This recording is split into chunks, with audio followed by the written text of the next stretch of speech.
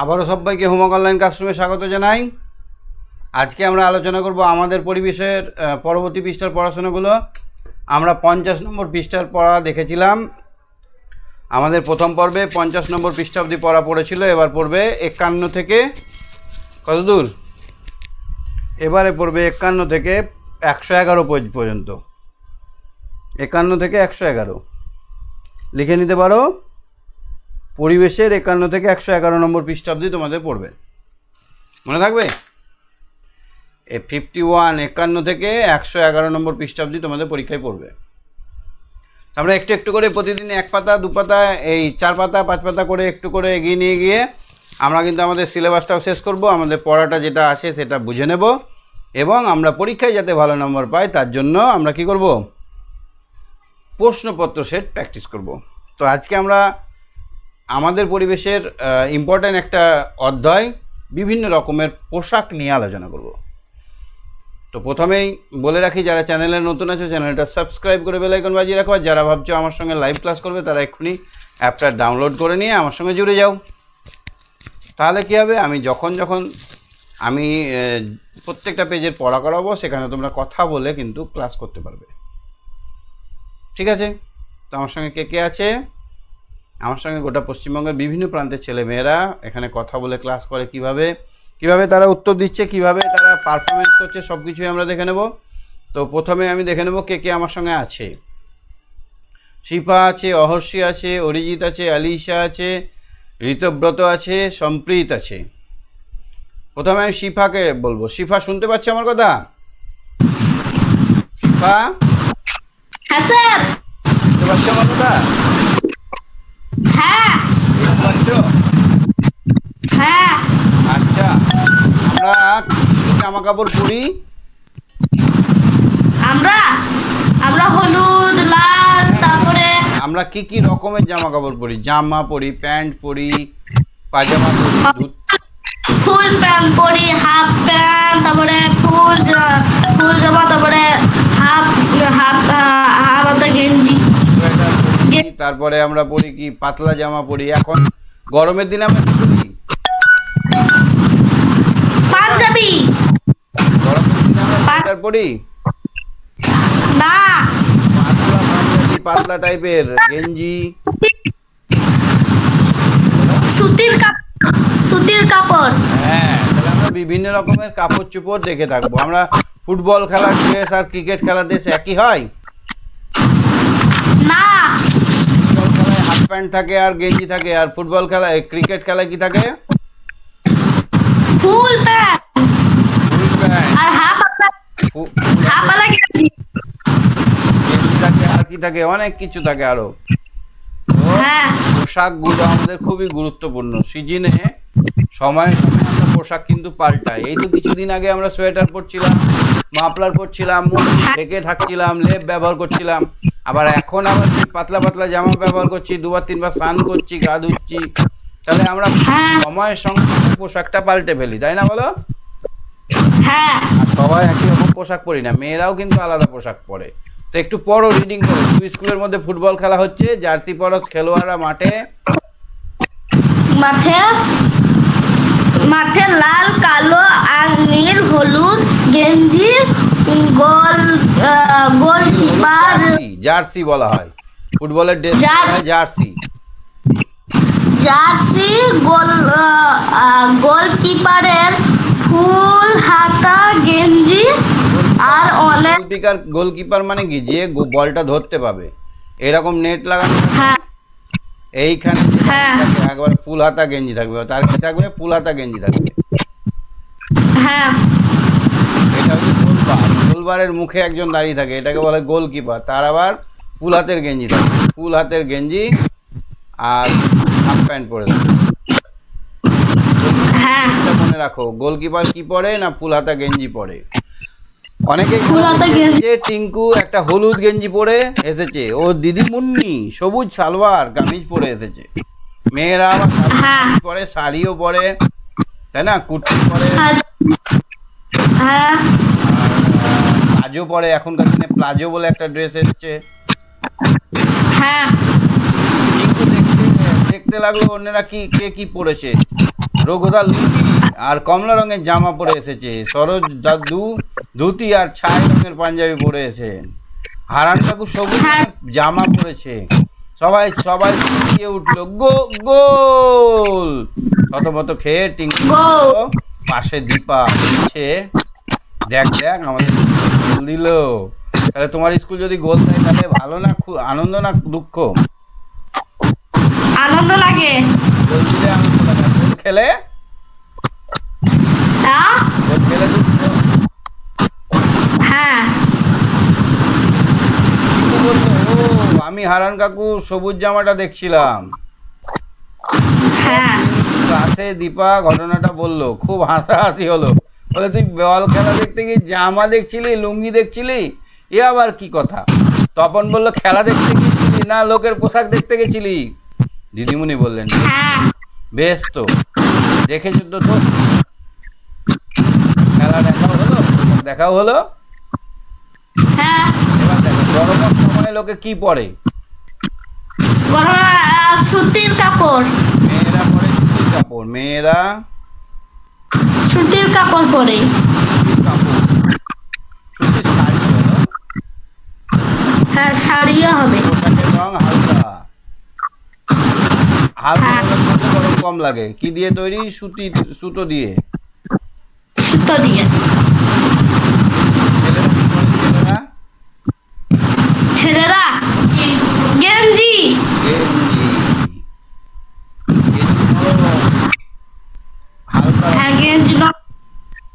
হালকা রঙের। গ্রীষ্মকালে হালকা রঙের পোশাক পরতে হয়।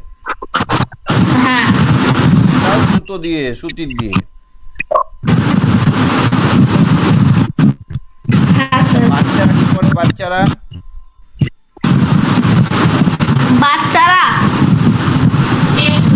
টেপ পরে।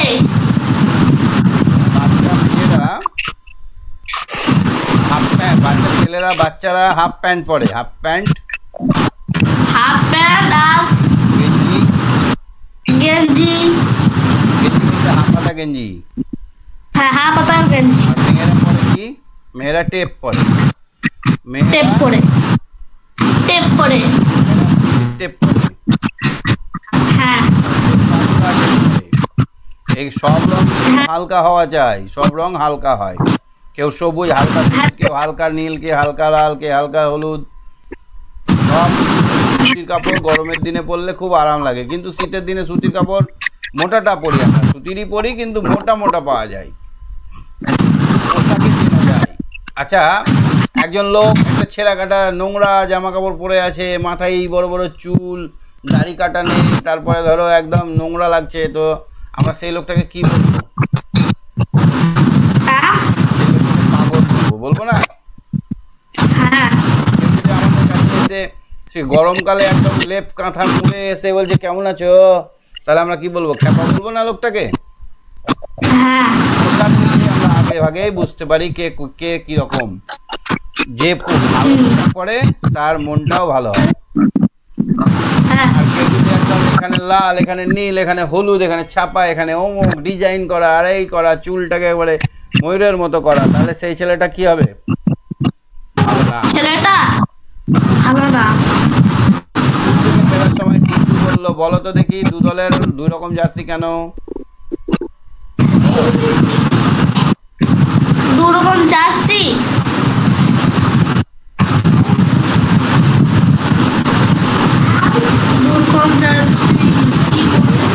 আর একদিকে হলুদ আর সবুজ, আর একদিকে নীল আর সাদা। দু রকম হলে চিনতে সুবিধা হয়, নিজেদের প্লেয়ারকে বলটা দিতে সুবিধা হয়, নিজেদের সুবিধা হয়, মানে ছুটি খেলার সময় বলটা পাস করতে সুবিধা হয়। না হলে তো নিজেদের দলের লোকেদের কাছ থেকেই বল কাড়বে, নিজেরাই নিজেদের কাড়াকাড়ি করবে। আমি না বললো গোলকিপার আলাদা জার্সি কেন বলো তো? সে তো হাতে নাড়তে পারে, সেই জন্য। মাজিদ বললো হাত দিয়ে বল ধরতে পারে কে? শুধু গোলকিপার, তার পোশাক আলাদা হবে। হাত দিয়ে গোলকিপার বল ধরতে পারে, আর বাকিরা সব পা দিয়ে, সেই জন্য গোলকিপারের ড্রেসটাও আলাদা হয়। ঠিক আছে, তুমি বলো তো হাসপাতালের ড্রেস কেমন হয়? হাসপাতালের ডাক্তারের ড্রেস ফুল জামা আর ফুল প্যান্ট সাদা রঙের। অ্যাপ্রন বলা হয়। সাদা, হ্যাঁ অ্যাপ্রন। আচ্ছা, ট্রেনে দেখেছো টিটি? হ্যাঁ ট্রেনে টিটি দেখেছো? প্রিটি, দেখেছো? সাদা রঙের জামা, কালো রঙের সাদা প্যান্ট পরে থাকে, সাদা জামা কালো প্যান্ট আর একটা কালো কোট। উকিলরাও তাই। দেখেছি। এক একটা স্কুলের ড্রেস এক এক রকম হয় কেন? হ্যাঁ স্কুলের ড্রেস আলাদা আলাদা হয় কেন? আলাদা আলাদা হয় কেন? সাদা সাদা। না, স্কুলের ড্রেসের সঙ্গে মিশে গেলে বুঝতে পারবে না যে কোন স্কুলের ছেলেটা দুষ্টুমি করছে বা কোন স্কুলের ছেলেটা ভালো। যখন একই রঙের ড্রেস হবে তখন স্যাররাও বুঝতে পারবে, পাবলিকেরাও বুঝতে পারবে এই ছেলেটা ওই স্কুলে পড়ে। ড্রেস দেখে বুঝে নেবে যে কোন স্কুলে পড়ে, তাই না বলো? হ্যাঁ তোমার বন্ধুরা যখন যাবে স্কুলের ড্রেস দেখে বুঝতে পারবে না যে সে তোমার স্কুলের ছাত্র কিনা? হ্যাঁ ছাত্রদের একটা স্কুলে এক রকম ড্রেস করে।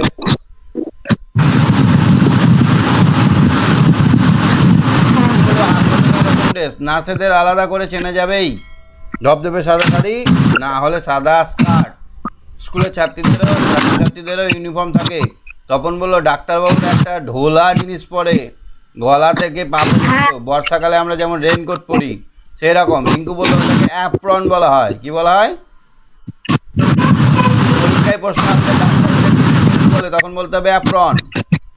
টিকায় বলতে খাবার পরিবেশন করে তাদের পোশাক আলাদা থাকে, হ্যাঁ আর পুলিশের পুরোটাই খাকি রঙের হয়। দীপাবলি না, কলকাতার রাস্তায় যে পুলিশগুলো দেখা যায় তাদের পোশাকটা কালো রঙের, সাদা কালোতে হয়, সাদা হয় পুরো, প্যান্ট জামা সাদা। ডমরু বলতো মেলায় বা হাটে গেলে নানা রকমের লোকের নানা রকমের পোশাক দেখা যায়। মেলাতে গেলেও আমরা হ্যাঁ মেলাতে অনেক রঙিন দেখা যায়, রঙিন পোশাক দেখা যায়। এবার দেখো নানা কাজে নানা পোশাক। কি কাজে থাকলে লোকে কি ধরনের পোশাক পরে নিচে লেখো। তা কারা কারা পরে? তাহলে এখানে ডাক্তারদের নাম প্রথমে দাও। ডাক্তাররা কি পরে? অ্যাপ্রন পরে। অ্যাপ্রন। কেন এরকম? অ্যাপ্রন হ্যাঁ কেন? তারা ডাক্তার, যাতে আমরা সহজে চিনতে পারি, হ্যাঁ যাতে সহজে জানতে পারি, চিনতে পারি। চিনতে পারি। সাদা হয়। সাদা। কেন? পুলিশ কি পরে?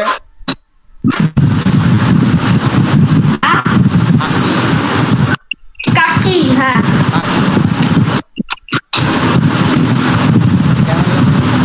পুলিশ যাতে আলাদা করা যায়, যাতে পুলিশকে সবাই চিনতে পারে। হ্যাঁ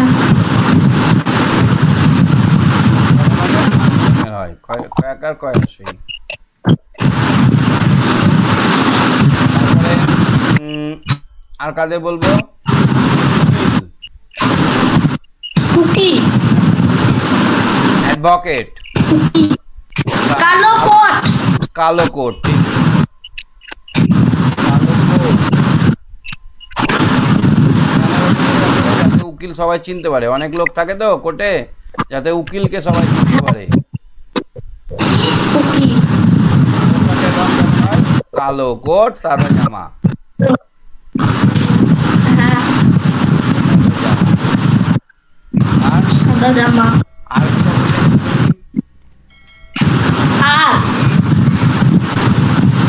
আর কিরকম দেখেছি?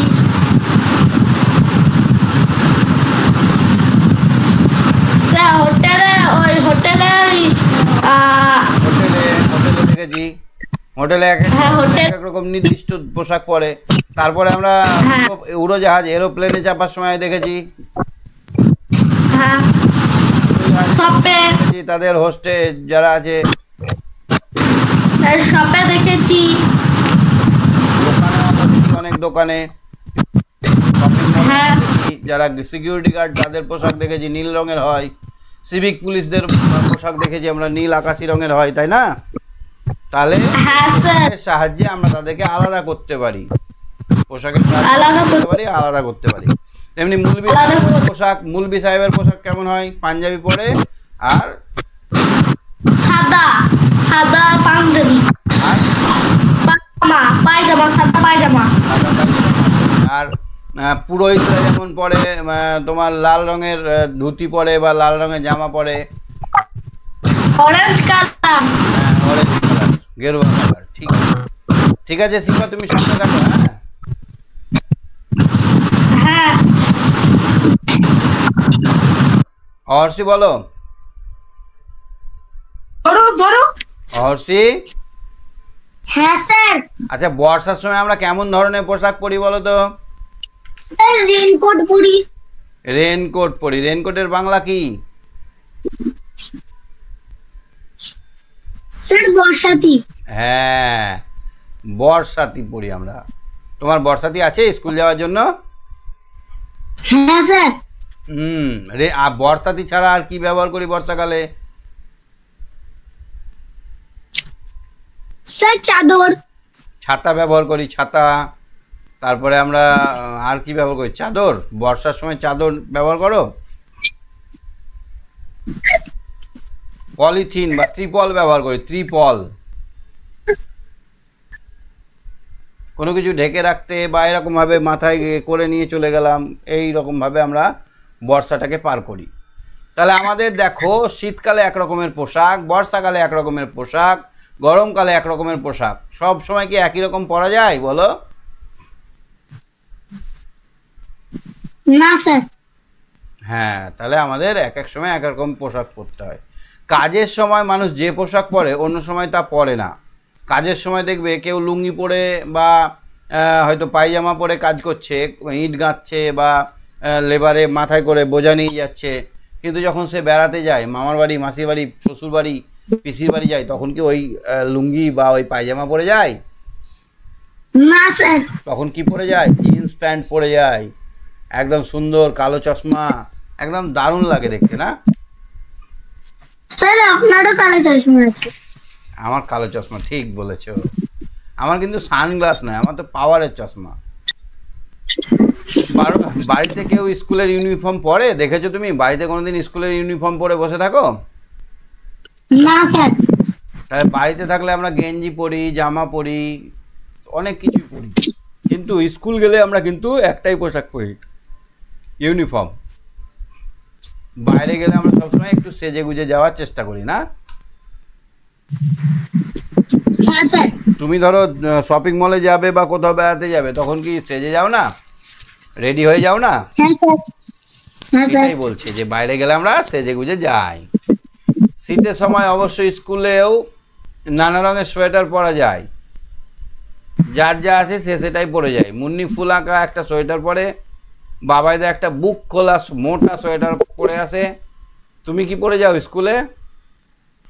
স্যার স্কুলের সোয়েটার কি রঙের? কালো। কালো স্যার কালো রঙের সোয়েটার। হ্যাঁ, অর্সি কালো স্কুলের সোয়েটার পরে যায়। শীতের সময় অনেকেই নানা রকম চাদরও গায়ে দেয়। চাদর দেখেছো? চাদর হ্যাঁ স্যার। ধরে এই দুদিকে উল্টে দিলাম, আর এবারে কি গরম! গরমের দিনে যদি তোমাকে চাদর দেওয়া হয় তোমার রাগ উঠবে না? শালও গায়ে দেয়, শাল। শাল, হ্যাঁ, মেয়েরা শাল গায়ে দেয়, ছেলেরাও দেয়, তবে শালটা একটু দামি তো ওই জন্য চাদর গায়ে দেয়। চাদরটা তুলনামূলকভাবে একটু সস্তা। তার চাদরটা কেমিক্যাল উলে তৈরি হয়, আর শালটা তৈরি হয় ভেড়াল লোম থেকে।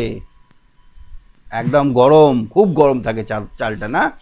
এই শালটা, শালে আবার অনেক রকম ডিজাইন করা থাকে, ডিজাইন হিসেবে দামও থাকে, তাই না বলো? হ্যাঁ স্যার। কোনটা সরু উলের, দেখে বোঝা যায় না যে উলের দিয়ে বোনা। বড় ঠাকুমা বলেছিলেন ওদের ছোটবেলায় দু একজনের সোয়েটার ছিল, মাত্র দু একজনের, সবার সোয়েটার ছিল না, তখন অত মেশিন আবিষ্কার হয়নি। এক ডাক্তারবাবু ছিলেন, কোট আর প্যান্ট পরতেন। বাবু ছিলেন তারপরে পড়ো তো একটু, মোটা করতেন। রিডিং পড়ো। স্যার বলছি, পাড়ার অন্য লোকেরা শীতের চাদর গায়ে দিত, কেউ কেউ দু তিনটে জামা পরতো। তুমি দেখেছো বৈশাখী। এখনো শীতে অনেকে দু তিনটে জামা পরে, সোয়েটার নেই। হ্যাঁ স্যার। হ্যাঁ, দু তিনটে জামা পরলে আবার গরম লাগবে কেন বলো তো? একটা জামার সঙ্গে আর একটা জামা তো মিশে যেতে পারে না, একটু গ্যাপ থাকে, ওখানে বাতাস থাকে, ওখানে কিন্তু তাপ পরিবাহিত হয় না। সেই জন্য দু তিনটে জামা পরা ভালো, মোটা জামার থেকে দু তিনটে জামা পরা অনেক গরম বেশি। স্যার স্যার আমি পড়ি। হ্যাঁ, বৈশাখী শীতকালে দিদিমণিকে বলল, দিদি এখন কি আগের চেয়ে বেশি সোয়েটার পাওয়া যায়? দিদিমণি বললেন, এখন তো সব সিনথেটিক উল, যত লোকে কিনবে কারখানায় তত বেশি তৈরি হবে। এক সেকেন্ড, সিনথেটিক চুল মানে জানো? সিনথেটিক চুল এই যে সমুদ্র থেকে পাইপে করে তেল তোলা হয়, এই তেলটাকে যখন ছেঁকে নেওয়া হয়, ডিজেল পেট্রোল আলাদা করে দেওয়া হয়, তার মধ্যে থেকে যেটা পড়ে থাকে সিনথেটিক উল তৈরি হয়, সেখান থেকে সিনথেটিক কাপড় তৈরি হয়, সেইটা প্লাস্টিক বা সিনথেটিক তৈরি করে। বুঝতে পারলাম? মানে আমরা যে তেল তুলি, সমুদ্র থেকে যে তেলটা তোলা হয় খনিজ তেল, সেই তেলের বজ্র পদার্থটা হচ্ছে সিনথেটিক উল। সুতরাং ওই জিনিসটার অভাব নেই, ওই জিনিসটা মেশিনে দিয়েই উল তৈরি করা যায়, কেমিক্যাল উল বা সিনথেটিক উল বলে ওগুলোকে। তাহলে আগেকার দিনে তো ভেড়ার উল তৈরি হতো, ভেড়া থেকে, অত ভেড়া তো আর হতো না, সেই জন্য আগের দিনে অত বেশি সোয়েটার পাওয়া যেত না। তারপরে দেখো, সাইনা বলল কি থেকে তৈরি করে? সাইনা বলল কি থেকে তৈরি করে? দিদিমণি বললেন খনিজ তেল থেকে। তারপর তারপর আবার বললেন, বর্ষাকালে যে বর্ষাতি পরো সেটা সিনথেটিক। বর্ষাকালে অনেকেই সিনথেটিক শাড়ি পরেন। তাড়াতাড়ি কেমন শাড়ি পরা উচিত? সিনথেটিক। কেন বলো তো? সিনথেটিক শাড়ি তাড়াতাড়ি শুকিয়ে যায়, তাড়াতাড়ি শুকোয়, কাচলে না, কুচকায় না। সেগুলো ওই ধরনের তেল থেকে তৈরি হয়। হ্যাঁ, তাহলে আমরা খনিজ তেল থেকে কোন টাইপের সুতো পাই? সিনথেটিক টাইপের সুতো পাই। ওয়াসিম বলল, গরমের সময় পরার জন্য সুতির কাপড় ভালো, তাই না? ঠিক বলেছো স্যার, আবছা আবছা দেখা যাচ্ছে। ঠিক বলেছো। তাহলে পোশাক তৈরির নানা রকম তাহলে পোশাক কি দিয়ে তৈরি হয়? সিনথেটিক দিয়ে তৈরি হয়, সিনথেটিক দিয়ে তৈরি হয়, উল দিয়ে তৈরি হয়, আর পশম দিয়ে তৈরি হয়, পশম। খুব রেশম দিয়ে তৈরি হয়, রেশম। স্যার রেশম কি হয়? রেশম একটা পোকা, হ্যাঁ, এই পোকাটা লালা বের করে, এই লালাটা ওর চারিদিকে এরকম ভাবে গোল করে গুটিয়ে থাকে। এবার পোকাটাকে আমরা মেরে ফেলি, গরম করে পোকাটাকে মেরে ফেলি, আর এই উলটাকে তখন আমরা এই সুতোটাকে আমরা সংগ্রহ করি, এটাকে বলা হয় রেশম। কুটি পোকা থেকে রেশম তৈরি হয়। আচ্ছা দেখো, কোন কোন পোশাক কোন ঋতুতে পরা যায় তা নিচে লেখো। পোশাকের নাম: বর্ষাতি। বর্ষাকালে। কোন ঋতুতে? বর্ষাকালে। আর এবার বলো, কেন ওই ঋতুতে পরা যায়? ভেজে না। কারণ বৃষ্টি পড়ে। ভেজে না, জল ঢোকে না। পোশাকের ছবি আঁকতে বলেছে, পারবে ছবি আঁকতে? একটাই ছবি হবে, খালি একটাই ছবি হবে। আর বলো এবার আর একটা জিনিস বলো, গ্রীষ্মকালে গ্রীষ্মকালে স্যার ধার পাতা গেঞ্জি, স্যান্ডো গেঞ্জি বা হাফ হাতা গেঞ্জি। তাহলে এখানে লিখবো গেঞ্জি, গেঞ্জি। গ্রীষ্মকাল, গরম লাগবে বলে স্যার হবে এটা। হ্যাঁ, সত্যি ঠান্ডা লাগে, ঠান্ডা বোধ হয়। এবারে এটা ছবি আঁকতে হবে, স্যান্ডো গেঞ্জির ছবি।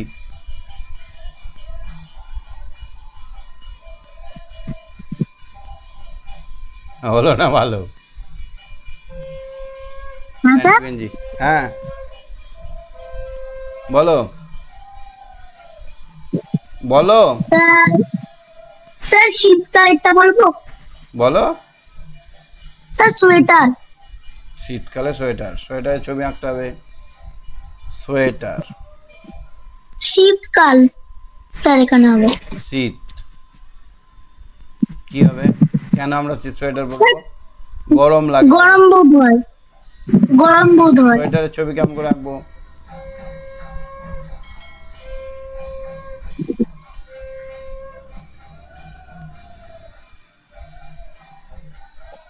এরকম গলাওয়ালা হয়, গলাটা দিলাম হ্যাঁ, কেন স্যার। বলতো? তার জন্য আমরা গলা অবধি গলা অবধি হবে বলে আমরা গলাওয়ালা দিলাম। সুন্দর করে ছবি আঁকবে। আর একটা ঋতু থাকলো কি, গ্রীষ্ম বর্ষা শরৎ হেমন্ত শীত ও বসন্ত। গ্রীষ্ম বর্ষা এই তিনটে ঋতুতেই আমাদের বেশিরভাগ আমাদের এই জিনিস ব্যবহার করতে হয় না বলো? আর বাকিগুলোতে হ্যাঁ স্যার। বাকিগুলোতে অ্যাভারেজ চলে যায়। মেন আমাদের তিনটে ঋতু, বর্ষা গ্রীষ্ম আর শীত। স্যার অ্যাভারেজ মানে? হ্যাঁ, অ্যাভারেজ অ্যাভারেজ অ্যাভারেজ মানে হচ্ছে মাঝারি, না মোটা না পাতলা, না সিনথেটিক্স না সুতি, না উল না ইয়ে, বুঝতে পেরেছো? অ্যাভারেজ মানে হচ্ছে সমান, মোটা মাঝারি টাইপের। স্যার বলে কুইজ দেবেন?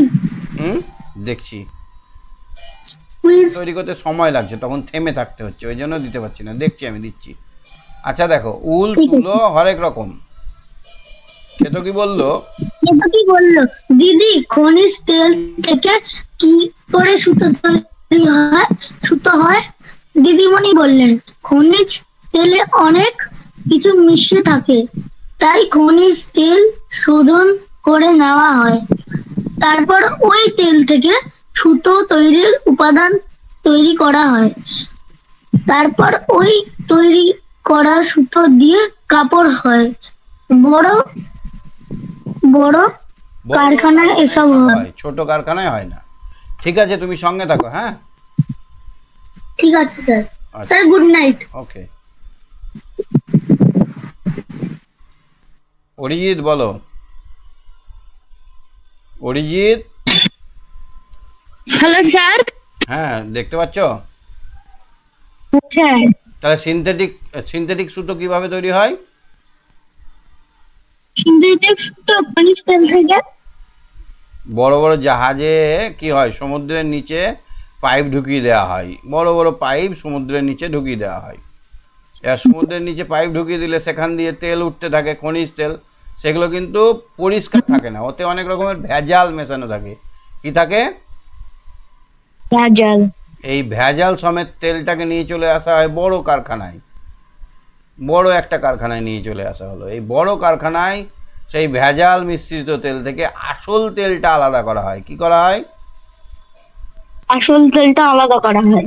তাহলে আসল তেলটা ট্যাঙ্কিতে ভরে নেওয়া হয়, আর এই যে ভেজালগুলো ছিল সেই ছাকনা দিয়ে ছেঁকে সেই ভেজালগুলোকে রাখা হয়। কি রাখা হয়? ভেজাল। এই ভেজালগুলোকে বিভিন্ন রকমের বড় বড় মেশিনে দিয়ে সেগুলোকে থকথকে করা হয়, মানে সেগুলোকে গাঢ় করা হয়। এই গাঢ় জিনিসটা থেকে পরে সেটাকে গলিয়ে আরও অনেক রকম প্রসেস করে পাতলা পাতলা সরু সরু সুতো তৈরি করা হয়। এই সুতোটা সিনথেটিক সুতো নামে পরিচিত। আয়শা বললো, দিদি কার্পাস তুলোর সুতোকেই তো সুতি সুতো বলে। কার্পাস গাছ দেখেছো? কার্পাস এরকম গোল গোল গোল গোল সুতির তুলো থাকে। ফলটা ফেটে গেলে তুলোগুলো উড়ে বেড়ায়, দেখেছো? হ্যাঁ দেখেছি। সাদা সাদা তুলোগুলো থাকে, গাছের গুঠির মধ্যে তুলোগুলো থাকে। তাহলে কার্পাস ফল গাছের তো? তুলো থেকে, হ্যাঁ স্যার ওটা ফলটা না তো? ফলটা না? ফলটা ফেটে গেলে তার মধ্যে তুলো থাকে। হ্যাঁ তাই দেখেছি। দেখবে না কেন, এরকম সুন্দর এরকম খাঁজ খাঁজ খাঁজ খাঁজ পাতাটা হয়, খাঁজ খাঁজ পাতা, গাছটার পাতাটা খাঁজ খাঁজ। এই গাছটা এরকম ফল হয়, এরকম ফল হয়। এই ফলটা ফেটে গেলে ওর মধ্যে থেকে তুলো দেখা যায় সাদা সাদা। তো এই কার্পাস গাছ, তারপরে আরও অনেক রকমের আছে, আরও অনেক রকমের তুলো আছে। সেই হোগলা তুলো থেকে শুরু করে সবগুলো দিয়ে তৈরি হয় পাতলা পাতলা সুতো। সেই সুতোকে বলা হয় সুতি। সেগুলো গাছের থেকে তৈরি হয় বলে পিওর থাকে এবং সেগুলো পরলে আমরা অনেক আরাম পাই। কেতকী বললো আমাদের জমির তুলোর চাষ হয়।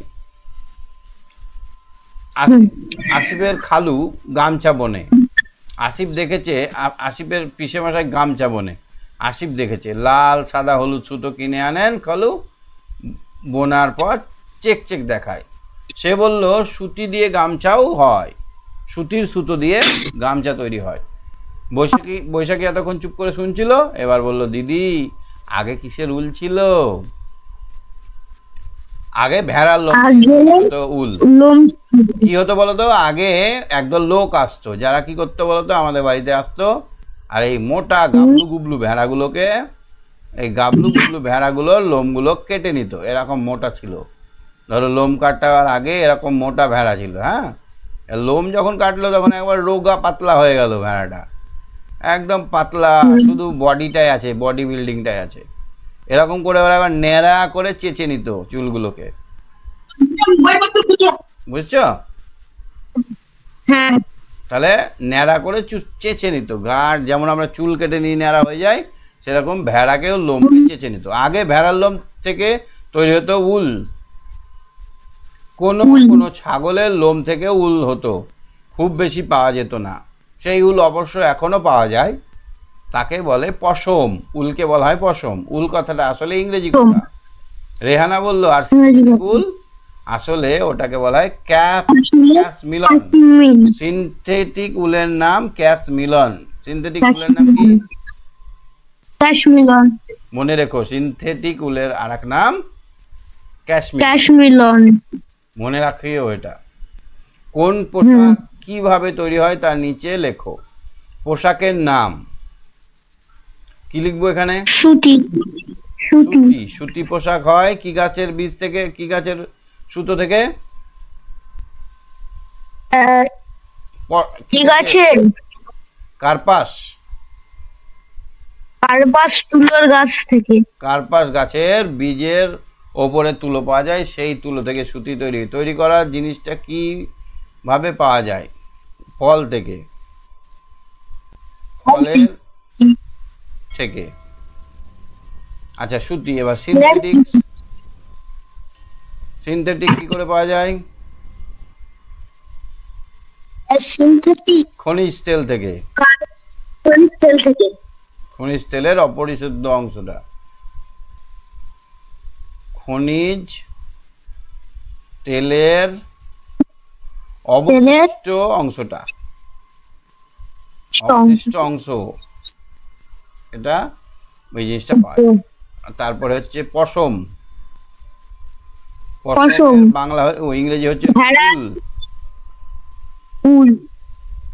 উল ভেড়া ছাগলের উল, ভেড়া ছাগল থেকে পাওয়া যায়, ছাগলের গা থেকে। কি করা হয়? ভেড়া, এদের চুলগুলো কেটে নেওয়া হয়, এদের গা থেকে চুলগুলো কেটে নেওয়া হয়, লোম কেটে নেওয়া হয়। দেখবে এখনো কম্বলে বসো, কম্বলে শীতকালে কম্বলে বসো না, ওই কম্বলটা কিন্তু ভেড়ার লোমে এখনো তৈরি হয়। ঠিক আছে, চলো দেখি তারপরে কি আছে। পোশাক তৈরি। এবার আমরা কাপড় নিয়ে এলাম, তো কাপড়টা কি গায়ে পরে সবসময় ভালো লাগবে? মানে কি চাদর পরলেই মানুষকে মানাবে আর অন্য কিছু করতে হবে না? এই লম্বা কাপড়টাকে বলা হয় থান। লম্বা কাপড়টাকে কি বলা হয়? দর্জিরা কি করে? দর্জিরা এই থানটাকে সুন্দর করে ডিজাইন করে কাটে, দর্জিরা ডিজাইন করে কেটে এখান থেকে কি করে? জামা তৈরি করে। কি তৈরি করে? জামা। এই দর্জিরা ডিজাইন করে কেটে এতে হাত লাগিয়ে দেয়, হাত লাগিয়ে দিয়ে সুন্দর সুন্দর পকেট লাগিয়ে দেয়, জামা তৈরি করে। সুন্দর সুন্দর জামা তৈরি করে। ইমরানদের দর্জির দোকান, তাহলে ইমরানরা কি তৈরি করে? কাপড় কেটে জামা তৈরি করে। লোকেরা থান কাপড় আর গায়ের মাপ দিয়ে যায়, কত ইঞ্চি গলা, কত ইঞ্চি ঘাড়, কত বড় হাত, কত বড় লম্বা নেবে, সেই মাপ দিয়ে যায়। মাপ বলতে এখানে ফিতে দিয়ে মেপে নেয়। দোকানে ওই কাপড় মাপ মতন কেটে ওর বাবা সেলাই প্রথম কেটে আবার বাবা সেলাই করেন। তারপর পড়ো। আব্বার কাছে জানতে চেয়েছিল ইমরান দোকানটা কবে তৈরি। আব্বা বলেছিলেন 80-90 বছর আগে। তখন খদ্দের জমা হতো খুব। খদ্দর পাঞ্জাবিও মোটা টাইপের একটা পাঞ্জাবি। খদ্দর মানে হচ্ছে মোটা একটা কাপড়, মোটা খদ্দর পাঞ্জাবি তৈরি হতো। তখন বেশিরভাগটাই টেরিকেট প্যান্ট জামা হয়। টেরিকট মানে হচ্ছে কিছুটা সুতি আর কিছুটা সিনথেটিক। এটাকে বলা হয় 80 ভাগ সুতি, 20 ভাগ সিনথেটিক। এটাকে বলা হয় 80-20। কি বলা হয়? 80-20। এটা পড়তে খুব আরামদায়ক হয়, শক্তও হয়। আব্বার কাছে দাদার কাছে মায়ের কাছে জিজ্ঞেস করে ইমরান অনেক জেনেছে। খদ্দর হচ্ছে আসল সুতি, তুলোর মতন সুতো। বাড়িতেই খদ্দরের থান কাপড়, ধুতি, শাড়ি তৈরি করতে অনেক। স্কুলে সবাই মিলে কথা হচ্ছিল, বড় বড় কারখানায় খনিজ তেল থেকে সিনথেটিক সুতো তৈরি হয়। সেই সুতো আবার থান কাপড়ে তৈরি হয়। খনিজ তেল আবার মাটির নিচে থাকে। সুতির কাপড় তৈরি করা অনেকে কাজ আছে। কার্পাস চাষ, তুলো খুব দূরে যায়, নাকে ঢুকে যায়, নিঃশ্বাস নিতে কষ্ট হয়। সেই তুলো থেকে সুতো করা, তারপর সুতো বুনে কাপড় তৈরি। ওদের কাছে এসব কথা শুনে দিদিমণি অবাক। বললেন, তোমরা এত রকম পোশাক ভেবেছো? তাহলে বলো কোন কোন পোশাক তোমরা ব্যবহার করো? রবিলাল বলল, গরমের সময় সুতির কাপড় পরি। বৈশাখী বলল, শীতকালে পরি পশমের কাপড়। ঠিক বলেছ। আর কিছু ব্যবহার করো কি না ভাবো। কিভাবে পোশাক তৈরি হয় তা নিয়ে আরো আলোচনা করো। তাহলে পোশাকের নাম লিখতে হবে, কে তৈরি করেন। এবার আমরা যদি বলি শার্ট বা জামা, জামা তৈরি করে কে? দর্জি। কিভাবে তৈরি করেন? কাপড় থান কেটে নিয়ে মাপ মতো তৈরি করেন। খদ্দর জামা, এটাও দর্জি তৈরি করে। নিজেরাও করতো, আগের দিনে ছুঁচে সেলাই করে করতো নিজেরা। এটা থান কেটে বা হাতে সেলাই করে, হাতে সেলাই করে। হ্যাঁ। বর্ষাতি এটা বড়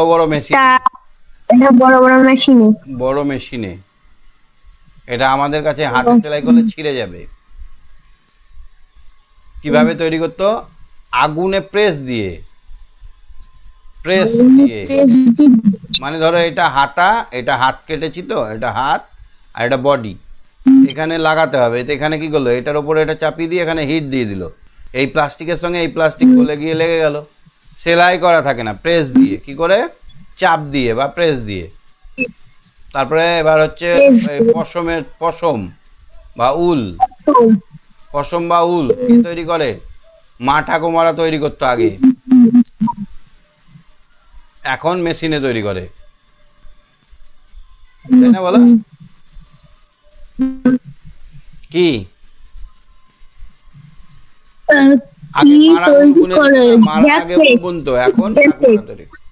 কিভাবে তৈরি করে, হাতে বুনে, হাতে তৈরি, মেশিনে তৈরি, মেশিনেও তৈরি করতে পারে। এখন মেশিন চলে এসছে, তুমি উল পছন্দ মতো দিয়ে দিলে সঙ্গে সঙ্গে তোমাকে একটা সোয়েটার বানিয়ে দিবে, তাই না বলো? পোশাকের অতীত কথা, মানে আগে কিরকম পোশাক পরতো। আগে মেয়েরা, ছেলেরা অন্য রকমের পোশাক পরতো। দেখছো এই ছোট্ট ছেলেটা আগেকার দিনে পাঞ্জাবি ধুতি পরেছে, কত সুন্দর লাগছে। এই মেয়েটা দেখো শাড়ি পরেছে। তা আগে ছোটবেলা থেকে মেয়েদেরকে ছোট ছোট শাড়ি দেওয়া হতো, ধুতি দেওয়া হতো, ইজার প্যান্ট দেওয়া হতো। ইজার প্যান্ট বলতে কুচকানো এরকম সেলাই করা আর মাঝাতে ফিতে ভরা ইজার প্যান্ট দেওয়া হতো। মেয়েদেরকে ইজার প্যান্ট দেওয়া হতো আর ছেলেদেরকে একটা আন্ডারওয়্যারের মতো দেওয়া হতো এইরকম। কোথাও রাবার ব্যবহার করা হতো না, ইলাস্টিক ছিল না, একটা করে ফিতে লাগানো থাকতো, ফিতে দেওয়া। বুঝতে পেরেছো? বড় ঠাকুমা একদিন বলেছিলেন আগে এত সোয়েটার ছিল না, দিদিমণি বলেছিলেন, বলো। আর ছবি আটকে গিয়েছে। ও আচ্ছা, ঠিক হলো এবার? না, ঠিক আছে, বইটা নিয়ে বসেছো না?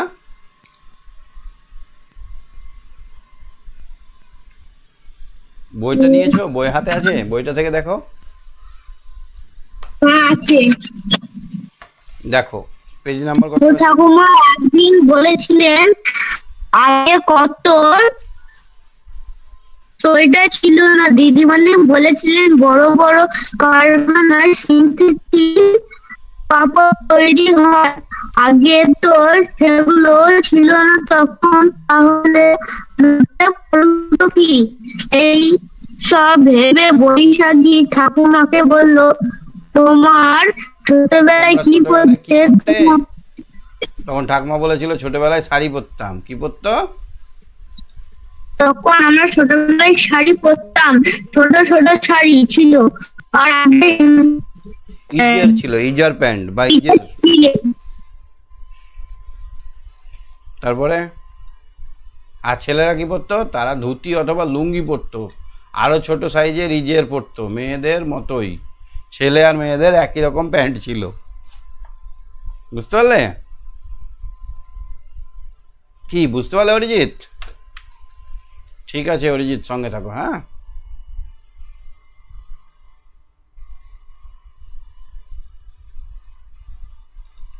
সম্প্রীত, সম্প্রীত, আলোচনাটা বুঝতে পারছো না পারো না? স্যার পাচ্ছি। এখান থেকে পড়ো। তোমার ঠাকুরদা ঠাকুমারা, তোমার ঠাকুরদা ঠাকুমারা ছোটবেলায় কি পরতো?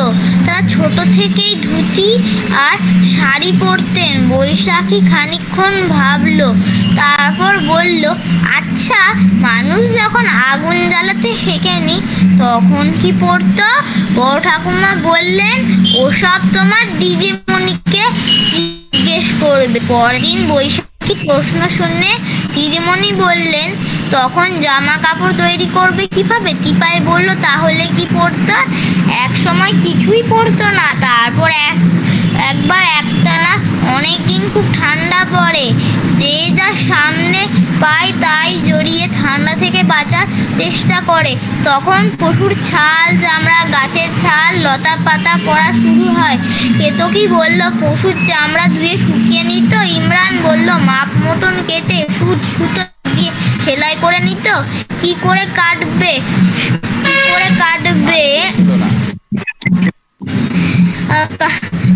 কাঠিও ছিল না, লোহার কথা জানতো না কেউ, শুধু কাঠ ছিল, পাথর ছিল। ওয়াসিম বলল, ওই চামড়া গায়ে জড়িয়ে রাখতো কি করে? তোমরা নিজেরাই ভেবে বলো দেখি।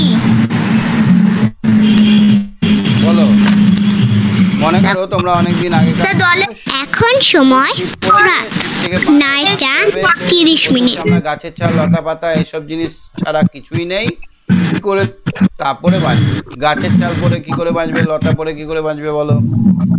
লতাগুলোকে মানুষ কিভাবে লতাগুলোকে হচ্ছে যে স্যার মৃত পশুর হাড় দিয়ে মৃত পশুর হাড় দিয়ে আমরা সেগুলোকে আটকে দেব, কাঁটার মতো, পেরেকের মতো, তাই না? হ্যাঁ স্যার পশুর চামড়া হচ্ছে যে জলে ধুয়ে হচ্ছে তারপর রোদে শুকিয়ে গায়ে জড়িয়ে রাখতো। পশুর হাড় দিয়ে আটকে নেব গায়ে, হ্যাঁ আটকে নেব। তারপরে কি করবো? লতা পাতাগুলোকে কি করবো? লতা পাতা দিয়ে, তারপরে ধরো পাতাগুলোকে লতা দিয়ে বেঁধে দেবো, হ্যাঁ পাতাগুলো লতা দিয়ে বেঁধে দেবো। লতাগুলো তো লম্বা দড়ির মতো। হ্যাঁ লতা ধরো একটা পাতা নিলাম বড়, এই পাতাটার এই জায়গাটা এরকম এটা পাতা, গায়ে একটা, এখানে মানুষ আছি, এখানে চোখ আমার মতো এটা, এবার এখানে হাত আছে আমার, তো এই জায়গাটা একটা কি করলাম, একটা লতা জড়িয়ে দিয়ে ভালো করে টাইট করে বেঁধে দিলাম, হবে না? সামনে একটা সামনে একটা পাতা, নিচে একটা, সামনে একটা পাতা, পেছনে একটা পাতা দিলাম, আরো একটা পাতা এখানে বেঁধে দিলাম, এখানে বেঁধে দিলাম। কি দিয়ে বাঁধলাম? লতা দিয়ে। পশুর চামড়া, হ্যাঁ পশুর চামড়া হচ্ছে যে জলে ধুয়ে তারপর জলে ধুয়ে রোদে শুকিয়ে গায়ে জড়িয়ে রাখতাম, রোদে শুকিয়ে গায়ে জড়িয়ে রাখতাম। গায়ে জড়িয়ে রাখতাম।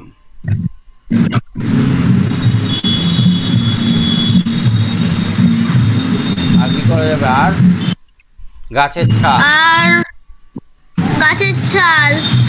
গাছের ছাল হচ্ছে যে গায়ে জড়িয়ে রাখতাম মৃত পশুর হাড়টা। ছাল, কলা গাছের ছালকে আমরা, কলা গাছের ছালকে আমরা কি করবো? জড়িয়ে নেব, হচ্ছে যে জড়িয়ে নেব হাত দিয়ে। বড় বড় পাতাকে আমরা জড়িয়ে নেব, ঠিক আছে? স্যার আমাদের এখানে খুব বোম ফাটছে তাই শোনা যাচ্ছে না। কিসে বোম? বোম ফাটাচ্ছে সবাই। কি অনুষ্ঠান? তা কোনো অনুষ্ঠান নেই। ঝগড়া নাকি? ঝগড়া না, হচ্ছে যে বিয়ে, তাই। ও তো বিয়েটাও তো বড় অনুষ্ঠান, জীবনে তো একবারই বিয়ে হবে। চলো পোশাকের আরো গল্প শুনি, বলো। এক সময় মানুষ গাছের ছাল জড়িয়ে পরতো, আর এখন কত রকমারি পোশাক। কি করে এমন বদল হলো? আগে কি ছিল? গাছের ছাল, পশুর চামড়া, পরে কি এলো? সবাই ভাবছে। দুম্বু বলল লতা বুনে পোশাক হতে পারে। তিতলি বলল হ্যাঁ, খেজুর পাতা বুনে যেমন পাটি হয়। আমিনা বলল একরকম ঘাস বুনেও তো হয়। রমজান বলল কিন্তু সেলাই করা শুরু হলো কি করে? মঙ্গলা বলল মনে হয় সূচের বদলে কাঠি ব্যবহার করতো। দিদিমণি বলল মৃত পশুর হাড়কে কাঠির মতো ব্যবহার করত। ফুটনাট বলল হয়তো গাছের শক্ত আশি হতো সুতো। ওদের কথা শুনে খুব খুশি। বললেন প্রথম দিকে এভাবেই হয়েছে। পাট তো গাছের আশি, স্বর নামের একরকম গাছ আছে খুব শক্ত আঁশ। তিয়ান বলল শন বুনেও পড়তে মানুষ। রিয়াজ বলল যেমন গামছা বনে প্রথমে কি আর অত ভালো করে বুনতে পেরেছিল? যা হোক করে জুটতো। শীতকালে তিন্নি বিড়ালকে জামা পরিয়ে রাখে, স্কুলে আসার আগে খুলে দেয়, আবার সন্ধ্যায় পড়ায়। সে কথা শুনে লোকনাথ বলল আমরা পোষা গরুদের জামা পরাই, চটের জামা, সন্ধ্যায় পরাই, সকালে খুলে দিই। মঙ্গলা বলল ওদেরও খুব শীত লাগে তাই না? দীপা বলল শীত ছাড়া মশা আসবে। বলছি বলতো পশু পাখিদের শীতকালে আমরা কি করে যত্ন নেব? যে চটে জামা পরিয়ে রাখবো। হ্যাঁ, আমাদের পুরনো ছিঁড়ে যাওয়া জামাগুলোকে ছাগলকে পরিয়ে দেবো, হ্যাঁ পরিয়ে দেওয়া যাবে না? হ্যাঁ এই একটা ছাগল, এই 4টে হাত, এই 2টো হাত, এইখানে 2টো হাত ভরে দিলাম, এখানে গলারটা থাকলো, এই হয়ে গেল জামা, ওদের জামা হয়ে গেল। এখান থেকে এটা বেরিয়ে থাকলো, এইটা ওদের স্যার শীতকালে হচ্ছে যে বাচ্চা ছাগলদের তাড়াতাড়ি বের করে না। হ্যাঁ, শীতকালে বাচ্চা ছাগলকে বের করতে নেই, ঠান্ডা লেগে যাবে বলে। হ্যাঁ দীপা বলল শীত ছাড়াও মশা আছে, গরুরা লেজ দিয়ে মশা তাড়ায়, কিন্তু সারা শরীরে লেজ পৌঁছায় না। কিন্তু সারা শরীর সারা শরীরে লেজ পৌঁছায় না, লেজ পৌঁছায় না, চটের লেজ দিয়ে মশা তাড়াতে পারে না, চটের পারে না। তেমন মশা কামড়াতে পারে না। চটটা তো অনেক মোটা, আর মশার ট্যাংটা তো এত বড়, বেশি বড় নয়। মশার যে স্ট্রিংটা, মশার যে হুলটা বেশি বড় নয়, তাহলে চট যদি পড়ায় তাহলে চট ফুটে এই পার যেতে পারে না মশার এইটা, হ্যাঁ তার জন্য মশা কামড়াতে পারে না। ভূতনাথ বলল আমার মামারা পোষা দিয়াকে 3-4 জন একসঙ্গে বলে উঠলো, ইস তোরা পাখি পুষিস, জানিস না পাখিদের খাঁচায় রাখতে নেই? ভূতনাথ থতমত খেয়ে বলল, তাই বুঝি? আমার না মামারা পোষে। আচ্ছা ছোট মামাকে বলবো। আয়েশা বলল, শীতকালে ছাগলদের খুব কষ্ট, ঠক ঠক করে কাঁপে। ওদের কথা শুনে দিদিমণি বললেন, পশু পাখিদের গায়ে লোম বা পালক আছে, তাতে শীত কিছুটা কমে। তিনি বলল, দিদি শালিক পাখি আর শীতকালে পালক ফুলিয়ে রাখে, বা সেটাও লক্ষ্য করেছো? শীত থেকে বাঁচার জন্য ওই পালক ফুলিয়ে রাখে। ঠিক বলেছে। এবার দেখো তো কিভাবে ক্রমে মানুষ ভালো করে পোশাক তৈরি করতে শিখলো, তা আন্দাজ করে লিখো। গাছের লতা পাতা ছাল করলো প্রথমে, তারপরে কি করলো? গাছের ছাল পাতা লতা মানুষ কিভাবে ছাল, দিয়ে পশুর চামড়া তৈরি হচ্ছে যে সেগুলো হচ্ছে যে মৃত পশুর হাড় দিয়ে জুড়তো। হাড় দিয়ে জুড়ে পড়তো। হ্যাঁ, তারপর হচ্ছে যে পশুর ছাল চামড়া জলে ধুয়ে রোদে শুকিয়ে নিয়ে গায়ে জড়িয়ে রাখতো, যে গাছের ছাল হাড় দিয়ে জুড়তো। আচ্ছা, আর কি করতো? মানে আস্তে আস্তে উন্নতি হলো কি করে? তারপরে কি করতে শুরু করলো? তারপরে হচ্ছে যে দুধ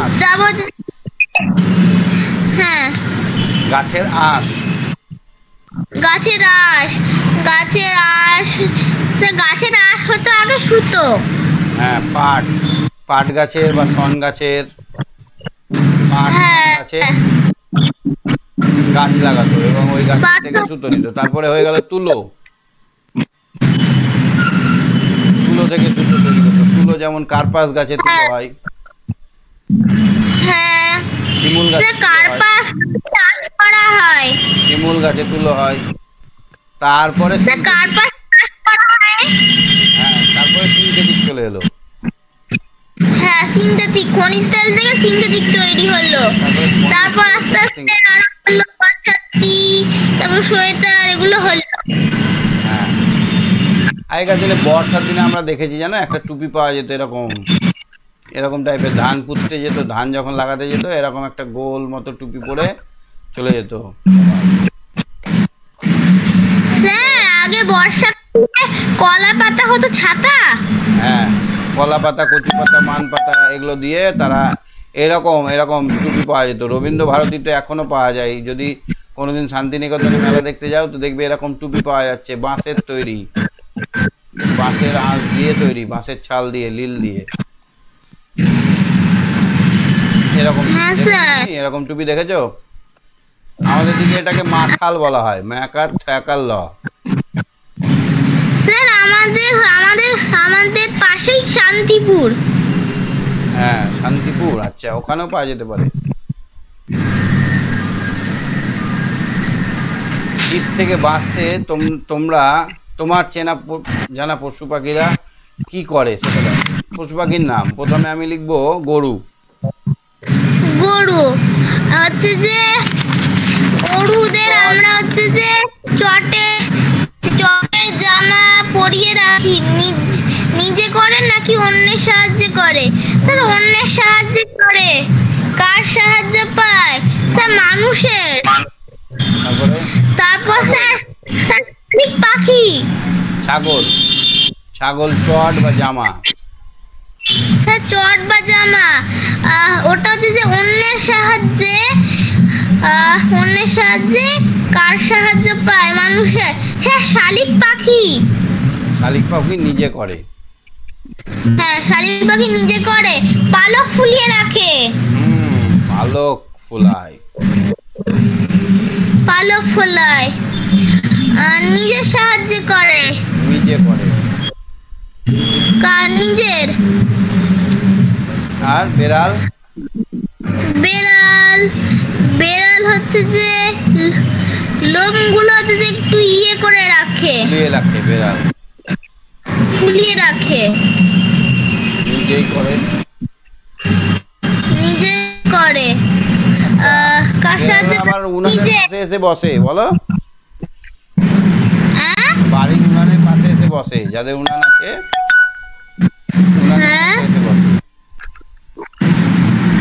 হ্যাঁ পাখি। মানে পাশে। আর বলো, আর কার দেখেছো?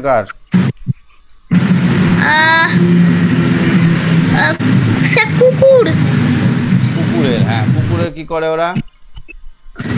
কুকুররা হচ্ছে যে ওরা হচ্ছে একটু ফুলিয়ে রাখে। লোম খাড়া করে রাখে। হ্যাঁ লোম খাড়া করে রাখে। হ্যাঁ কাঁটার মতো লোম খাড়া, আমি দেখেছি। নিজেই করে। রোদ পোয়ায় ওরা, রোদে বসে। রোদ পোয়ায়। ঠিক আছে, তুমি সঙ্গে থাকো। হ্যাঁ ঠিক আছে sir. Good night. Okay good night. হ্যাঁ বর্ষা বলো। বর্ষা। Hello sir. এখনই যদি বৃষ্টি চলে আসে তাহলে কি করবে তুমি? স্যার তাহলে আমি ভিজবো। এই এত রাতে ভেজে?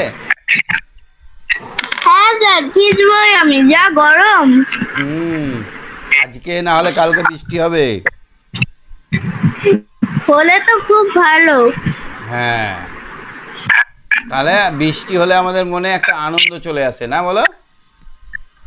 হ্যাঁ যদি ধান ভিজে যায়, যদি জামা ভিজে যায়, তাও মুখে হাসি মুখে বলে এই বৃষ্টি হলো। কেউ বলে না বৃষ্টি হলো। রাগ করে কেউ কিন্তু বলে না। বৃষ্টি হচ্ছে একটা আনন্দ, একটা সৃষ্টি, নতুন সৃষ্টি। এই যে গাছগুলো বলছে আয় জল আয় বৃষ্টি আয়, এই গাছগুলো কত তৃপ্তি পাবে। গাছের গাটা ধুয়ে যাবে গরমে, এত গরমে গাগুলো পুড়ে আছে, সেই গায়ের মধ্যে মলমের মতো বৃষ্টিটা একটা প্রলেপ লাগিয়ে দিবে, তাই না বলো? রাস্তাঘাটের ধুলোগুলো থেকে স্বস্তি পাবো, গরু ছাগলগুলো শান্তি পাবে, মাঠে ঘাস গজাবে। চাতক পাখি ডাকে বৃষ্টিদের। খেলা 10 মিনিটও গড়ায়নি, বিমল সবে 3 জনকে কাটিয়ে একটা গোল দিয়েছে। এমন সময় ঝমঝম করে বৃষ্টি এলো। কখন ঝমঝম করে বৃষ্টি হয়? হ্যাঁ এই 10 মিনিট করে সাহিলরা বৃষ্টি হয়। সাহিলরা খেলা দেখছিল। তারা দৌড়ে গিয়ে ঠুকলো অনুর ঠাকুরদার বাড়ি। ঠাকুরদার বাড়ি চলে এলো মিনিট 2 মধ্যে। এলো মিনিট 2 মধ্যে। সবাই এসে পৌঁছাতেই বৃষ্টি থেমে গেল। তারপর সবাই বেরিয়ে এলো। সাহিল বলল, ঠাকুরদা তোমার বাড়িটা আজ আমাদের বাঁচিয়ে দিল। ঠাকুরদা হেসে বললেন, কি যে বলো বৃষ্টি এলো বলেই তো তোমরা আমার বাড়িতে এবার ঢুকলে। প্রশান্ত বলল, তা অবশ্য ঠিক। তিনু নরেনের সঙ্গে পড়তো। গত বছর তিনুর বাবা বদলি মানে এক জায়গা থেকে অন্য জায়গায় ট্রান্সফার হয়ে গেছেন। এই বাড়িতে এখন ঠাকুরদা একাই থাকেন। একাই থাকেন। নরেন বলল, নরেন এখন কোথায়? ঠাকুরদা বললেন, পাহাড়ি অঞ্চলে ছবি আছে। দাদারও দাঁড়াও দেখাচ্ছি। ঠাকুরদাকে বলল, আচ্ছা ঠাকুরদা তিনু এখন কোথায়? মানে বৃষ্টি পড়ছে তো, গল্প করছে দাদুর সঙ্গে। দাদু বললো পাহাড়ি অঞ্চলে আছে। ও আচ্ছা আচ্ছা, দাঁড়াও দেখাচ্ছি কোন জায়গায় আছে। একটা ছবি নিয়ে আসছি। ছবি নিয়ে আসলো ঠাকুরদা, একটা ছবি নিয়ে এলো। পাহাড়ের গায়ে একটা বাড়ি, সামনে তিনু দাঁড়িয়ে আছে, পাশে গভীর খাদ, তার উপর একটা ছোট ব্রিজ, তারপর রাস্তা।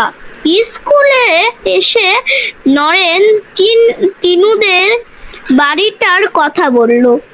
সবাই দিদিমণির কাছে পাহাড়ের বাড়ি নিয়ে জানতে চাইলো। দিদি হেসে বললেন, ছবিটা দেখে নিজেরাই আন্দাজ করে বোঝো। নিজেদের বাড়ির ছবি আঁকো, আগের পৃষ্ঠায় বাড়িগুলোর ছবির সঙ্গে সেই বাড়ির মিল পার্থক্য দেখো। তোমাদের বাড়িটা কেমন থাকে? একটা লম্বা বড় মাঠ থাকে, মাঠের মধ্যে একটা বাড়ি থাকে, পাকা হোক আর কাঁচা হোক, টিনের হোক আর যাই হোক, বাড়ি থাকে না? সামনে বড় মাঠ, প্লেন ল্যান্ড। আর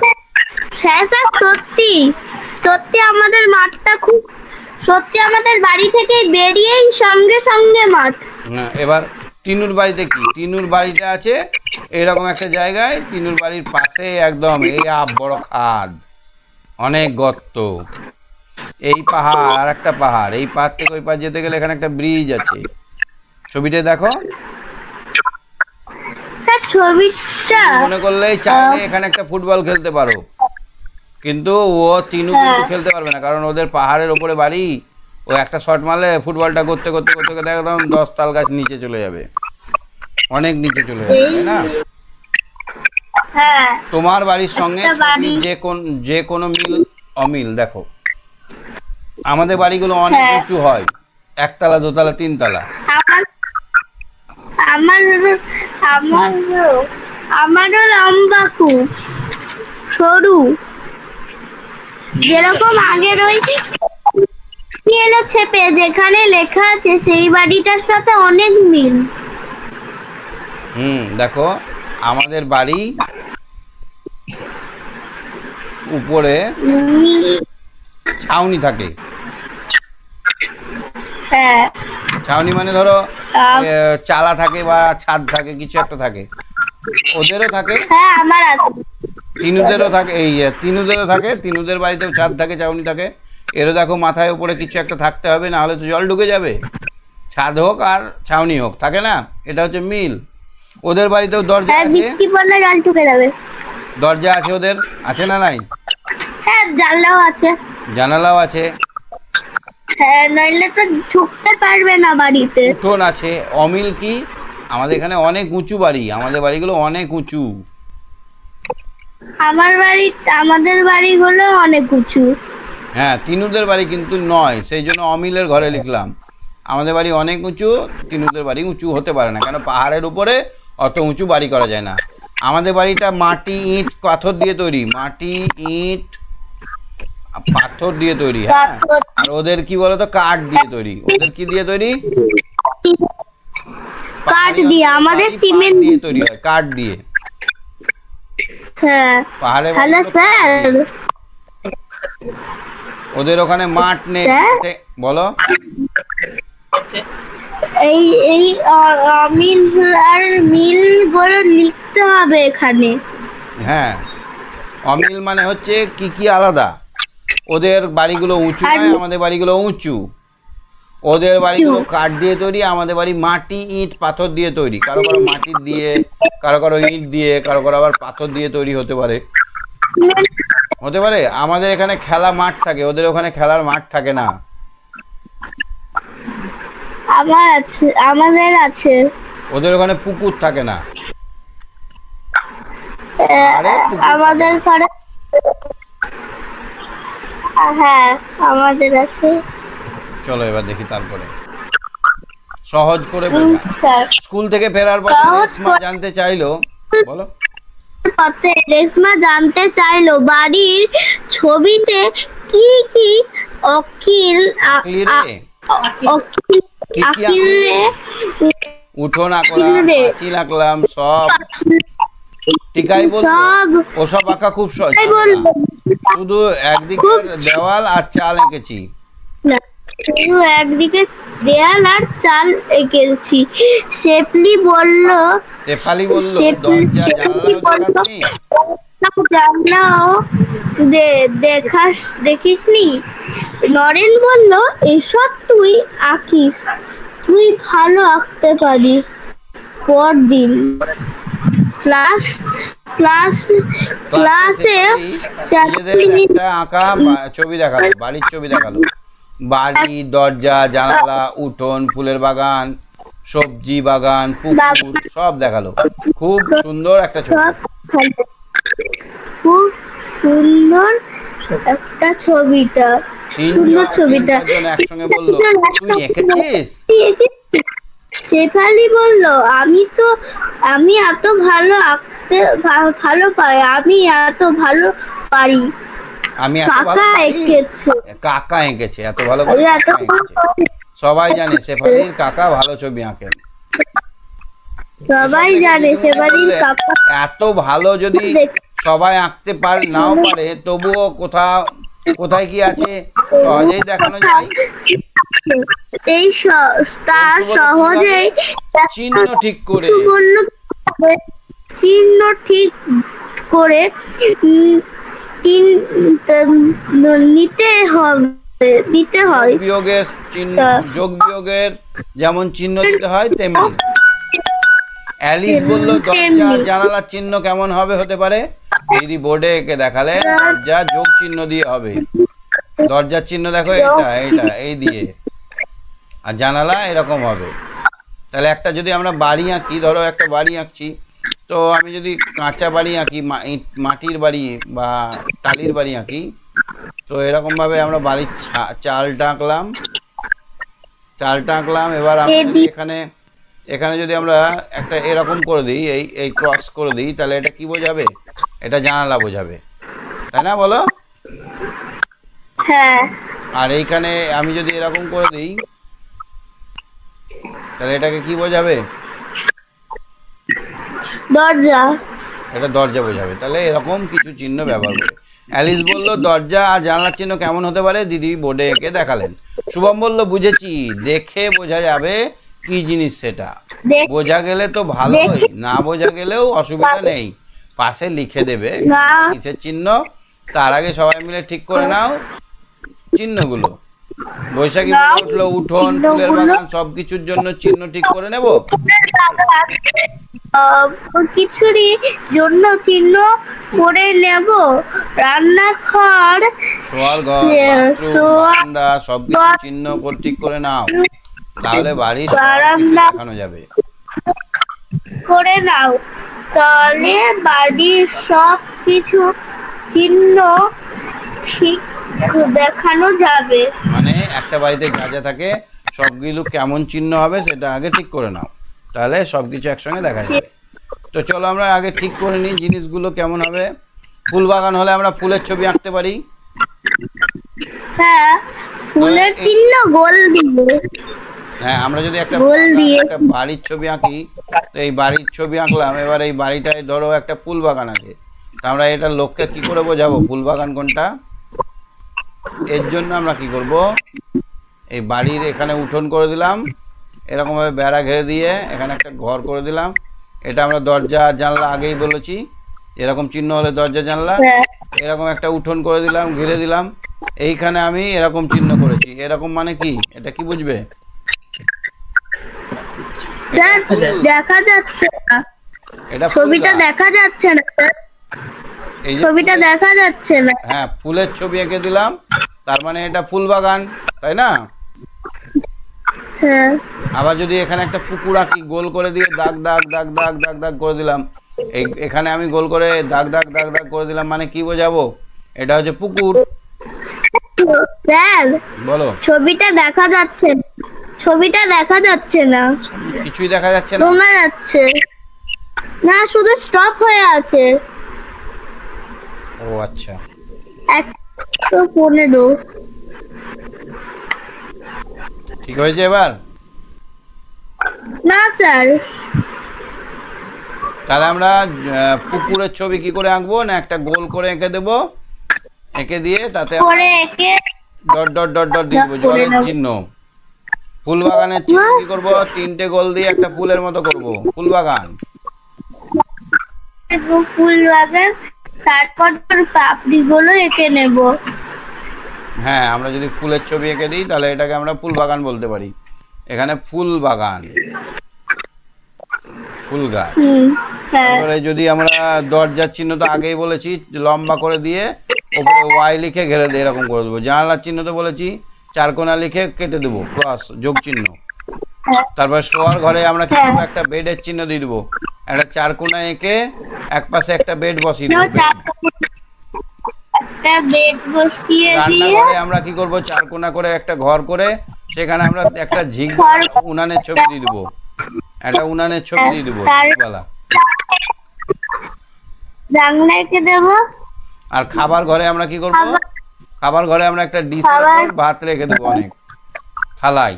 হ্যাঁ, তারপরে বাথরুম করবো, বাথরুমে একটা আমরা প্যানের ছবি এঁকে দেবো, প্যান। বাথরুম আমরা টয়লেটের ভিতরে প্যান হয়, সেই পা দেওয়ার জায়গা আর প্যান এঁকে দেবো। ঠিক আছে। আমরা এই ছবিগুলো, এই চিহ্নগুলো যদি ব্যবহার করি তাহলে আমরা সহজেই বুঝতে পারবো যে কোনটা বাথরুম, কোনটা খাওয়ার ঘর, কোনটা শোবার ঘর, কোনটা পড়ার ঘর। পড়ার ঘর আঁকতে গেলে আমরা একটা বই এঁকে দিতে পারি, তাই না? হ্যাঁ, বই টেবিল, একটা চৌকোট নিয়ে ওর উপরে টেবিল এঁকে নেব, তারপরে একটা বই এঁকে নেব, ব্যাস হয়ে যাবে। হ্যাঁ, এটা বেড, শোয়ার ঘর। শোয়ার ঘর হলো, তারপরে এটা হবে উনান, মানে রান্নাঘর। রান্নাঘর আঁকবো কি করে? উনানের ছবি এঁকে দেবো, থালায় খাবার এঁকে দিয়ে, থালায় খাবার এঁকে দিয়ে আমরা ওটাকে কি করব? ওটাকে আমরা করবো খাবার ঘর। ঢাকা দেওয়া যায়। আর পায়খানাতে আমরা কি করবো? একটা প্যানের ছবি দিয়ে দিব, বাথরুম পায়খানা। হ্যাঁ, হ্যাঁ। এইভাবে আমরা নিজেদের সুবিধার মতো আলোচনা করে তারপর আমরা সেই ছবিটা আঁকবো। একটা ভালো করে বাড়ির ছবি আঁকবে, হ্যাঁ? ঠিক আছে। সবকিছু থাকে যেন বাড়িতে, নিয়ে আমাকে হোয়াটসঅ্যাপ করবে। ঠিক আছে, তুমি সঙ্গে থাকো। হ্যাঁ, ঠিক আছে। স্যার, বলো। Hello sir. হ্যাঁ বলো। একে কি আপনাকে ছবিটা পাঠাবো? হ্যাঁ, পাঠাতে তো বলছি আমি। ঠিক আছে। হ্যাঁ, গুড নাইট। হ্যাঁ, গুড নাইট। ওকে। হ্যাঁ শিবম, বুঝতে পারলে আজকের পড়াগুলো? শিবম, হ্যাঁ স্যার। আজকের পড়া বুঝতে পেরেছো? হ্যাঁ স্যার। তাহলে রান্নাঘরে আমরা কেমন ছবি আঁকবো? রান্নাঘরে একটা উনুনের ছবি আঁকবো। উনান, বা এখনকার দিনে ওভেন চলছে, ওভেনের ছবি এঁকে দিতে পারো। 4 কোণা ঘর করলে একটা 4 কোণা বক্স করে নিয়ে দুদিকে দুটো এরকম গোল করে ওভেনের মতো করে দিলে এরকম। ঠিক আছে, দেখতে পাচ্ছ? হ্যাঁ। এটাকেও আমরা রান্নাঘর বলতে পারি। বাথরুমের ক্ষেত্রে আমরা 4 কোণা একটা ঘর করব, এখানে একটা টয়লেটে যে থাকে টয়লেটের ছবিটা আমরা এখানে এঁকে দেবো। প্যানের ছবি এটাকে বলে, প্যান। টয়লেট হয়ে গেল। পরের দিন শেফালি নানা চিহ্ন দিয়ে বাড়ির সব কিছু এঁকে দেখালো। দেখতে আগের দিনের ছবিটার মতো সুন্দর নয়, কিন্তু বোঝা যাচ্ছে সব, বরং বেশি বোঝা যাচ্ছে। কোথায় দিয়ে ঘরে ঢুকতে হবে তা দেখা যাচ্ছে, ফুলের বাগান কোথায় সেটা বোঝা যাচ্ছে। তাহলে আমরা যদি সাংকেতিক চিহ্নগুলো দিয়ে ছবিটা আঁকি তাহলে আমরা মানে সহজেই বুঝতে পারবো কিভাবে কোন ঘরে কিসে ঢোকা যায়, তাই না বলো? ছবি এঁকেছো কোনোদিন? হ্যাঁ স্যার। আচ্ছা, একটা ভালো করে ছবি আঁকবে, তোমাদের বাড়িতে কোথায় কি আছে দিয়ে ছবিটা এঁকে আমাকে হোয়াটসঅ্যাপে পাঠাবে। হ্যাঁ, ঠিক আছে স্যার। আচ্ছা, দরজার জন্য কি করবে, ধরো এই ঘর থেকে এই একটা ঘর, এই ঘরের মধ্যে দিয়ে এখানে একটা দরজা আছে, তাহলে এখানে আমরা কি করব, এখানে আমরা একটা ডি লিখে দেবো। কি লিখে দেবো? ডিল। ডি, এইরকম ডি। ডি মানে এখানে দরজা আছে, মানে দরজাটা এখানে খুলবে তো, তাই ডি। হ্যাঁ কোন ঘরটা কি জন্য তাও বোঝা যাচ্ছে, ছবির পাশে কোন জিনিসের চিহ্ন কি তাও দেখিয়েছে।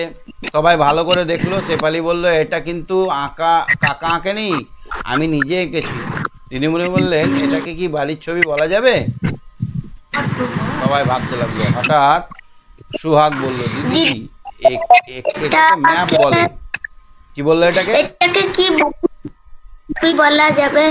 এটাকে ম্যাপ বলা যাবে। এটা হচ্ছে ম্যাপ। যখন আমরা চিহ্ন দিয়ে আঁকবো তখন সেটা হয়ে যাবে ম্যাপ। অরুণ বললো কি করে হবে, ম্যাপ তো দেওয়ালে টাঙানো থাকে। পড়ো, এটা পড়ো স্যার। ওটা আমাদের রাজ্যের ম্যাপ। এটা হলো বৈশাখীদের বাড়ির ম্যাপ বা মানচিত্র। বাড়ির মানচিত্র, এটা হলো বাড়ির মানচিত্র। কেতকী বললো রাজ্যের মানচিত্র এরকম দেওয়া আছে, কোনটা কোন জেলা তা একটা আলাদা রং করে দেওয়া আছে। রিঙ্কু বললো গাছ পুকুর এসব তো নেই। না, ওগুলো নেই। অনেক বড় বড় বড় একটা জায়গা, ওইটুকু কাগজে দেখানো হয়েছে। একটা গাছ বা পুকুর এত ছোট যে দেখানো যায় না। ছোট যে দেখানো যায় না। তাহলে একটা ম্যাপ ধরো, আমাদের পশ্চিমবঙ্গের ম্যাপ এরকম, এই ম্যাপটাই যদি আমি পুকুর আঁকতে যাই তো অনেক গুজু গুজু গুজু গুজু হয়ে যাবে। সেই জন্য এই বড় ম্যাপটাই কি করা হয়, শুধু জেলাগুলোকে দেখানো হয়। কিগুলোকে দেখানো হয়? জেলাগুলোকে।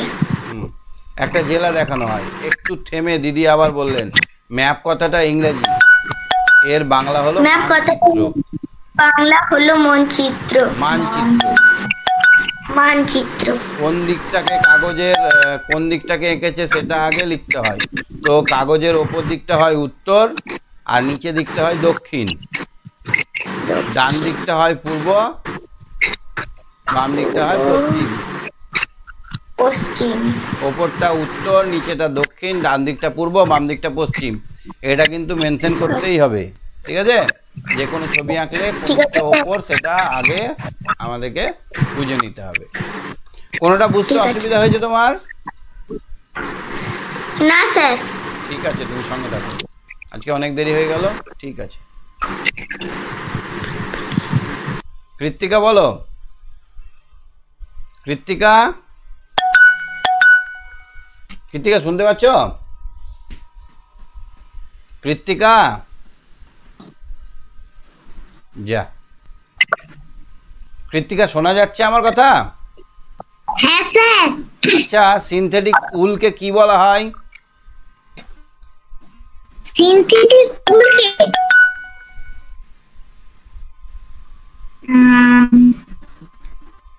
সিনথেটিক উলকে আমরা কি খনিজ তেল। খনিজ তেল থেকে হয়, কিন্তু একটা নাম বলেছিলাম সিনথেটিক উলটার একটা নাম মনে আছে?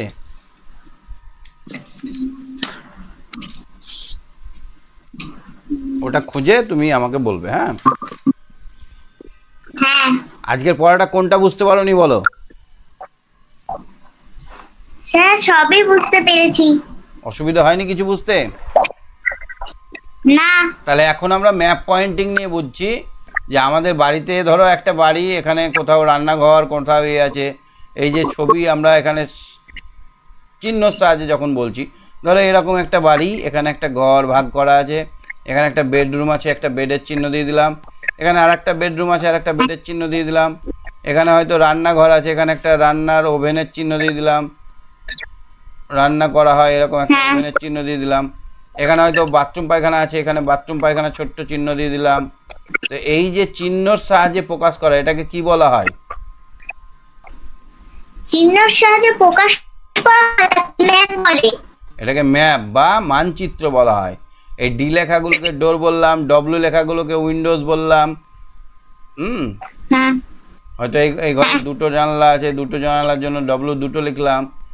এইভাবে আমরা যেটা প্রকাশ করছি সেটা হচ্ছে মানচিত্র। এখানে হয়তো টব রাখা আছে, এখানে আমরা একটা টব এঁকে দিলাম এরকম ভাবে, টবে হয়তো একটা গাছ দেখিয়ে দিলাম, ফুল, এরকম ভাবে আমরা দেখাচ্ছি যে এই দিকটায় আমার গ্রিল বারান্দা আছে, এখানে ফুল আছে, এখানে মেন গেট আছে, এখানে কি লিখবো, এখানে আমরা সিঁড়ির মতো ছবি করে দিলাম, এটা স্টেয়ার দেখিয়ে দিলাম, এই সামনে আমাদের বাড়িটা ঢোকা যায়।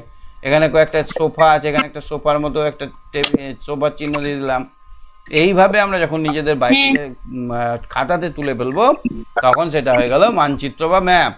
এই মানচিত্র ম্যাপের সবসময় উপর দিকটা হবে উত্তর দিক, নিচের দিকটা হবে দক্ষিণ দিক, ডান দিকটা হবে পূর্ব দিক, বাম দিকটা হবে পশ্চিম দিক। এটা যেন মাথায় থাকে, ঠিক আছে? তারপরে চলো তো এবার দেখি, যে কোনো ম্যাপে দেখো একটা করে কি থাকছে, এইটা থাকবেই, এইটা থাকবেই, উত্তর দক্ষিণ পূর্ব পশ্চিম, মানে এই দিকটা উত্তর দিক, ঠিক আছে? দেখো আমাদের পশ্চিমবঙ্গের মানচিত্রটা যদি আমরা ডটগুলোকে যোগ করে দিই তাহলে একটা পশ্চিমবঙ্গের মানচিত্র তৈরি হয়ে যাবে, তাই না বলো? এই দেখো কত সুন্দর। এটাকে বানাতে হবে তোমাদেরকে, নিজের জয়েন করে দেখে এটাকে বানাতে হবে। তাহলে আমরা কিভাবে মানচিত্র পাই? নিজের বাড়ির মানচিত্র হলো, নিজের পাড়ার একটা মানচিত্র হলো কয়েকটা বাড়ি মিলে, তারপরে কয়েকটা পাড়া মিলে একটা গ্রামের মানচিত্র হলো, গ্রামের মানচিত্র মিলে হয়ে গেল একটা সাব ডিভিশনের বা মহকুমার মানচিত্র বা ব্লকের মানচিত্র। এরকম করতে করতে একটা পুরো পশ্চিমবঙ্গের মানচিত্র তৈরি হয়। এটা আগেকার দিনের লোকেরা। স্যার আমার বলো। স্যার আমার বই এটি মিলানোই আছে। তোমার বইয়ে মেলানোই আছে, হ্যাঁ ঠিক বলেছো, 70 নম্বর পৃষ্ঠায় মেলানো আছে। হ্যাঁ আগেকার বইয়ে এটা মেলানো ছিল না। ঠিক আছে, এবার স্কুলের একটা মানচিত্র তোমাদের আঁকতে বলছি। তোমাদেরকে বলছি স্কুলে কি কোথায় আছে সেটা। তোমার স্কুল বিল্ডিংটা যদি এরকম লম্বা বিল্ডিং থাকে লম্বা লিখে দেবে, এইরকম যদি থাকে এরকম লিখে দেবে, বা যদি তোমাদের এরকম লম্বা না হয় এরকম যদি থাকে, একদিকে এরকম যেরকম স্কুল বিল্ডিং সেটার একটা ছবি করে আমাকে ছবিটা পাঠাবে। হ্যাঁ, কোন জায়গাটায় মেন গেট আছে, কোন জায়গাটায় গেট আছে, সুন্দর করে ছবিটা আঁকার চেষ্টা করবে, ঠিক আছে? কোনো কোশ্চেন আছে তোমার? না স্যার। ঠিক আছে, তাহলে আজকে শেষ করছি, অনেক দেরি হয়ে গেছে। বলো বলো।